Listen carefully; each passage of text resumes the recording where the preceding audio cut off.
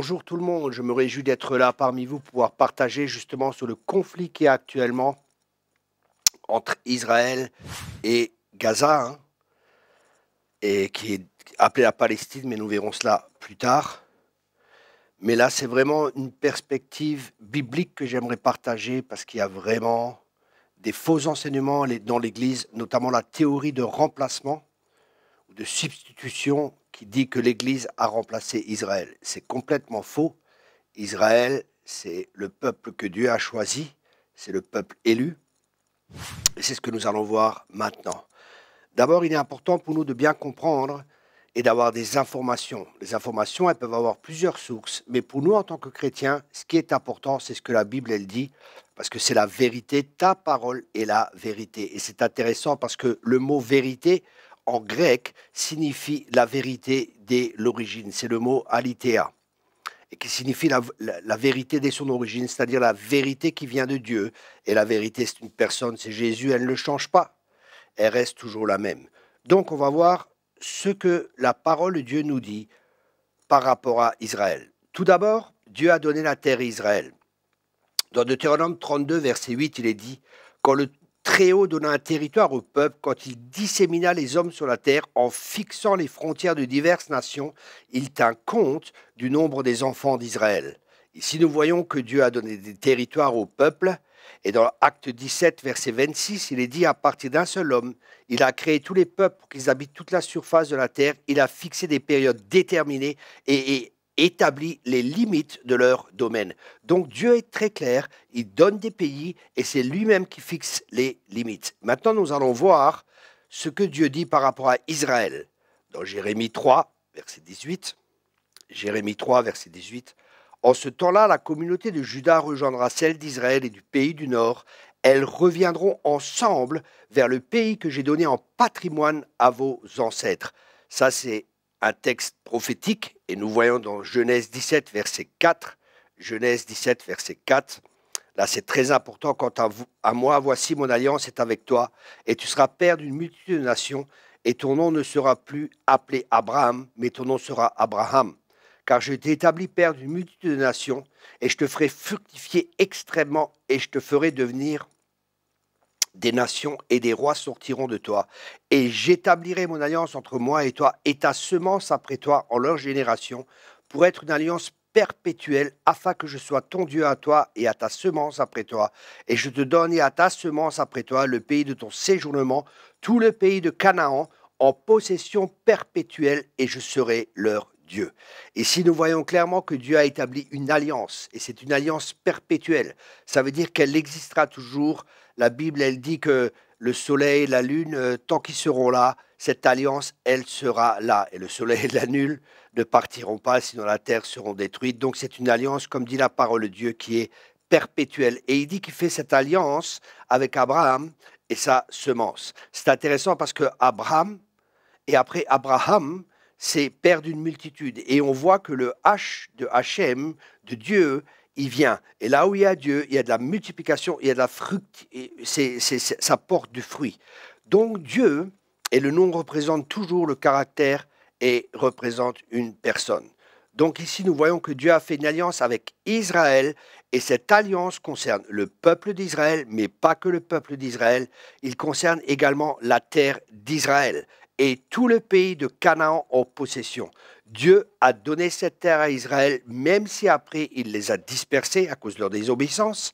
Cette terre est la leur et il y a la promesse aussi du retour des Juifs. C'est ce que nous avons vu et que nous voyons sous nos yeux prophétiquement. Il est dit dans Ézéchiel 37, verset 21, « Et tu leur diras, voici ce que déclare le Seigneur l'Éternel, je vais prendre les Israélites du milieu des nations où ils sont allés, je les rassemblerai de tous les pays alentours, et je les ramènerai dans leur pays. Et je ferai d'eux une seule nation dans le pays, sur les montagnes d'Israël, un roi unique régnera sur eux tous, ils ne formeront plus deux nations et ne seront plus divisés en deux royaumes. » Un autre texte très intéressant que nous trouvons dans le prophète Jérémie, chapitre 16, verset 14, C'est pourquoi des jours viennent, l'Éternel le déclare, où l'on ne dira plus, l'Éternel est vivant, lui qui a fait sortir d'Égypte les Israélites, mais l'on dira plutôt, l'Éternel est vivant, lui qui a fait sortir les Israélites du pays du Nord et de tous les pays où il les avait chassés, je les ramènerai dans leur pays que j'ai donné à leurs ancêtres. Ici, c'est intéressant.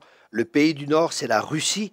Le mur est tombé. Quand le mur est tombé, ils ont pu faire l'Alia et énormément de Juifs de Russie sont actuellement dans leur terre en Israël. Et tout ça, c'est Dieu qui l'a prophétisé. Et ce que sa bouche dit, sa main l'a accompli. C'est surnaturel. C'est vraiment un signe que Dieu est toujours encore avec Israël, qu'il n'a pas rejeté son peuple.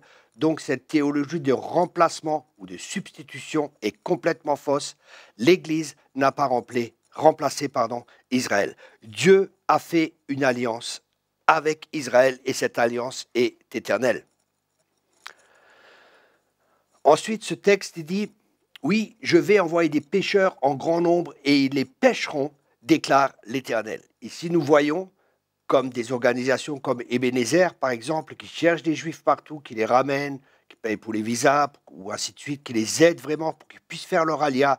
Et nous sommes encore dans le temps des pécheurs. C'est-à-dire que nous, en tant que chrétiens, c'est notre rôle aussi d'aider les Juifs justement pour pouvoir faire leur alia, pour que les prophéties de la parole de Dieu s'accomplissent.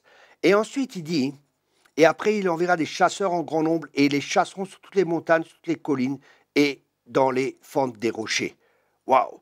Je observe toute leur démarche, aucune ne m'échappe, et leur crime ne peut se dérober à mon regard. Je leur payerai d'abord au double salaire qui méritent leurs crimes et les fautes qu'ils ont commises, car ils ont profané mon pays avec leurs idoles, qui n'ont pas plus de vie que des cadavres, et ils ont rempli mon domaine de leurs horreurs abominables. Donc nous voyons, nous sommes encore dans le temps des pécheurs, et nous pouvons vraiment prier que des organisations comme Ebenezer ou d'autres organisations, il y en a en Allemagne beaucoup aussi, qui aident justement les Juifs à faire leur alia, afin que les prophéties s'accomplissent, d'aider et de prier pour cela. Mais maintenant, Dieu dit dans Deutéronome, il dit qu'il a, Deutéronome 7, verset 6, il a un peuple qui s'est choisi, et ce peuple est un peuple de prêtres et de sacrificateurs. Dans Deutéronome 7 au verset 6, il est dit « Tu es en effet un peuple saint pour l'Éternel, ton Dieu. Il t'a choisi parmi tous les peuples qui se trouvent sur la surface de la terre pour que tu sois son peuple précieux. » Donc le peuple juif est un peuple que Dieu a mis à part et Dieu voulait qu'ils soient des prêtres, des sacrificateurs, qui soient la lumière pour le monde. Ça, c'était le plan de Dieu. Mais malheureusement, à cause de la désobéissance, par exemple, ils voulaient être comme les autres nations. Et on voit ça aussi dans 1 Samuel 8, verset 5. Ils lui déclarèrent, te voilà devenu âgé, et tes fils ne suivent pas tes traces. Maintenant établis sur nous un roi pour qu'il nous dirige, comme cela se fait dans toutes les autres nations. Vous voyez, Israël veut être comme les autres nations, mais Israël n'est pas comme les autres nations. C'est un peuple qui est mis à part pour Dieu, et c'est un peuple qui doit servir Dieu, et qui est une lumière aussi. Et là, au verset 6, il est dit, cette demande d'établir sur eux un roi pour les diriger déplut à Samuel, et il pria l'Éternel. L'Éternel lui répondit, écoute ce peuple et accepte toutes leurs demandes. En effet, ce n'est pas toi qu'ils rejettent, c'est moi. Ils ne veulent plus que je règne sur eux. Waouh! Et là, à cause de ça, il y aura des conséquences. Dans Ézéchiel 36, verset 16, avant cela, Dieu dit, voilà, parce qu'ils veulent un roi, voilà ce qui va se passer. Et cette parole ne leur plaît pas. Mais comme ils ont rejeté Dieu, Dieu leur a donné un roi comme il voulait, mais malheureusement, comme vous connaissez l'histoire, Saul, ça a créé beaucoup de problèmes et beaucoup d'histoires. Dans Ézéchiel 36, verset 16, l'Éternel m'adressa la parole en ces termes, « Fils de l'homme, lorsque les gens de la communauté d'Israël habitaient dans leur propre pays, ils l'ont souillé par leur manière de vivre et de leurs actes. Leur conduite était en effet aussi impure à mes yeux que l'impureté menstruelle. J'ai répandu ma fureur contre eux à cause des crimes qu'ils ont commis dans le pays et parce qu'ils ont saoulé leur pays par leurs idoles infâmes. Je les ai dispersés parmi les nations, ils ont été disséminés en divers pays. Je les ai condamnés comme mérités, leur conduite et leurs actes. Lorsqu'ils sont arrivés chez les nations parmi lesquelles ils ont été bannis, ils m'ont déshonoré, moi qui suis saint. En effet, on disait à leur sujet, ces gens-là sont le peuple de l'Éternel, mais ils ont dû sortir de son pays. Alors on voit la première conséquence, parce qu'ils ne respectaient pas ce que Dieu attendait d'eux. Dieu les a bannis et les a éparpillés dans toutes les nations.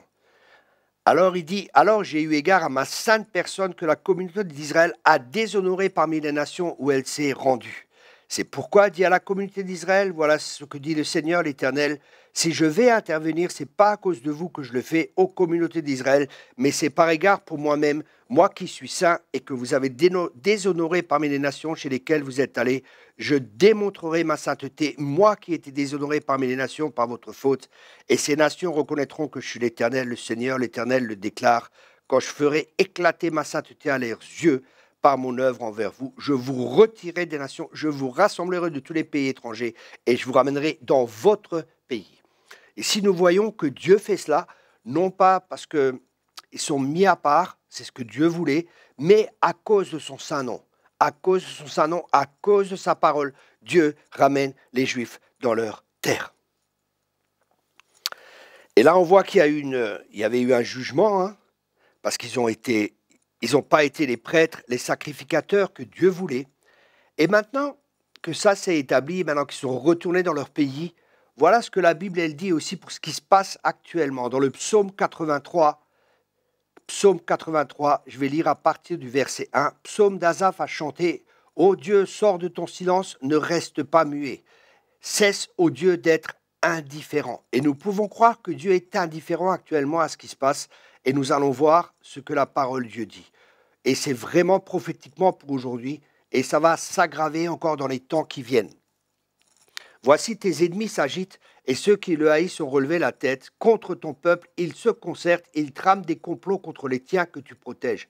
Ils ont dit « exterminons-les » et que leur nation disparaisse afin que le nom d'Israël sombre pour toujours dans l'oubli. Et c'est exactement ce que le Hamas veut, les frères musulmans veulent, l'Iran veut, l'Irak qui parle de cela. Et là, il est dit d'un seul cœur, ils ont conspiré et conclu une alliance pour s'opposer à toi.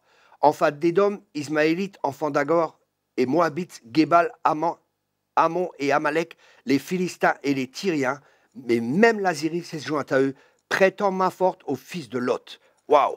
Ici, vous voyez, il y a vraiment un problème, il y a une coalition qui se fait et qui se fera encore. La Bible elle dit même que toutes les nations monteront à Jérusalem et qui fera de Jérusalem une coupe d'étourdissement pour toutes les nations. Et c'est là qu'il y aura un jugement qui sera là. Dans Nombre 33, verset 50, Nombre 33, verset 50, je pense que c'est une des causes des problèmes qu'il y a actuellement en Israël. Et c'est ce que nous allons voir ensemble. Nombre 33, verset 50, c'est là que l'Éternel s'adresse à Moïse dans les steppes de Moab, au bord du Jourdain, en face de Jéricho, pour lui dire « Dis aux Israélites, lorsque vous aurez traversé le Jourdain pour pénétrer dans le pays de Canaan, vous déposséderez en votre faveur tous les habitants du pays et vous détruirez toutes les idoles de pierre sculptées et toutes leurs statues de métal fondu. Vous démolirez tous leurs hauts lieux. » C'est ce qui n'a pas été fait. Ensuite, il dit, vous prendrez possession du pays et vous vous y établirez, car je vous ai donné le pays pour qu'il vous appartienne. Vous le partagerez par tirage au sort entre vos familles, attribuant un patrimoine plus grand à ceux qui sont plus nombreux et un plus petit à ceux qui le sont moins. Chacun acceptera comme son patrimoine foncier ce que le sort lui attribuera. Vous ferez le partage entre vos tribus.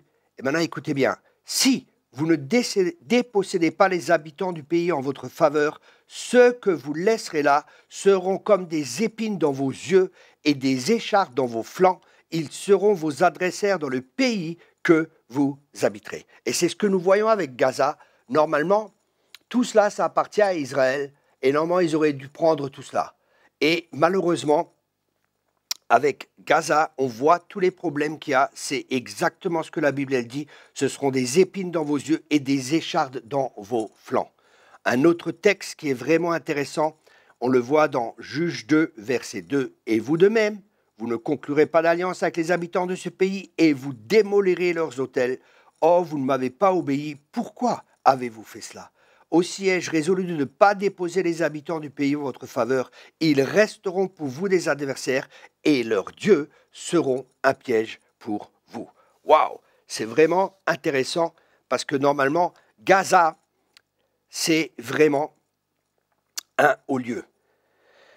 Gaza signifie haut lieu et c'est vraiment une puissance spirituelle qui est là et ça appartient aux Philistins. Le mot Philistin signifie envahisseur. Le mot Palestine, ça a été donné par un empereur romain après la destruction du second temple qu'ils ont détruit. Et ça signifie justement envahisseur. Et en faisant cela, justement, cet empereur qui s'appelle Adrien, c'est comme s'il disait au peuple juif, vous n'avez plus de pays. Et c'est exactement ce qu'ils essaient de faire, que Israël n'ait plus de pays. Mais Dieu a donné ce pays.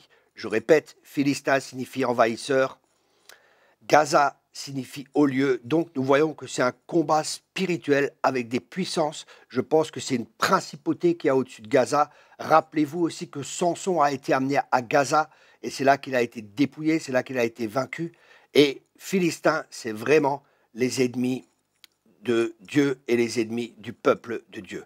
Et Palestine signifie Philistin, et je le répète, c'est un empereur romain du nom d'Adrien qui a donné ce nom justement parce qu'il n'aimait pas les Juifs. Et c'est intéressant quand on lit aussi ce qui va se passer avec Gaza dans Amos 1, verset 7, « Et j'enverrai le feu à la muraille de Gaza et il dévorera ses palais. » Parce que justement, qu'est-ce qui s'est passé? Ils ont emmené captifs. Et actuellement, nous voyons que des gens ont été amenés captifs à Gaza. Et là, la parole dit, j'enverrai le feu à la muraille de Gaza et il dévorera ses palais. Waouh! Et c'est exactement ce qui se passe actuellement. Il y a un déluge de feu qui est là sur Gaza. Voilà. Maintenant que j'ai partagé tout cela, la question est, que pouvons-nous faire? Premièrement, on voit qu'il y a eu des erreurs de la part d'Israël. Et ça, c'est bien sûr, c'est important pour nous d'avoir cette perspective. Mais ce qui est plus important pour nous maintenant, c'est, comme c'est un combat spirituel, c'est vraiment de prier.